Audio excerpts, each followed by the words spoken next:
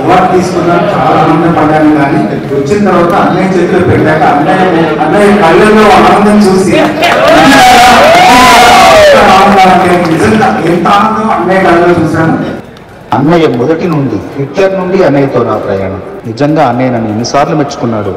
నా చెయ్యి నా వేలు ఎప్పుడూ వదలలేదు. రాఘవేంద్రరావు గారు, చిరంజీవి గారు ఇద్దరు కూడా నన్ను అన్నయ్య తమ్ముడు తమ్ముడు అని ఆప్యాయంగా పిలిచారు. చాలా నన్ను ప్రోత్సహించి ఎన్నో మంచి పాటలు నా చేత రాయించి నా కలం మీద వెలుగు ప్రసరించేలా అన్నయ్య చేశారు.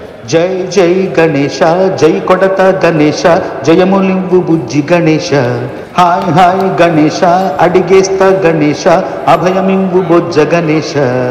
కొడితే కొట్టాలి రా, సిక్స్ కొట్టాలి, ఆడితే ఆడాలి రా, రఫ్ ఆడాలి, పోటీ ఉన్నా గాని గెలుపొంది తీరాలి, బాటేదైనా గాని మును ముందుకెళ్ళాలి, ఈ చరిత్రలో నీకు కొన్ని పేజీలుండాలి.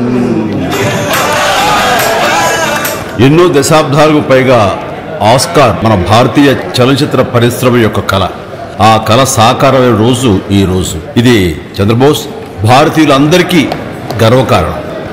ఆ అవకాశాన్ని కల్పించిన మీ టీం లీడర్ రాజమౌళికి, అలాగే స్వరకర్త ఎంఎం కీరవాణి గారికి, మీ ఆర్ఆర్ టీంలో ఉన్న ప్రతి ఒక్కరికి మరొక్కసారి నా హృదయపూర్వక అభినందనలు. ఆ చరిత్రాత్మక సంఘటనలో భాగస్వామి అయిన నువ్వు చాలా అదృష్టవంతుడు. God bless you.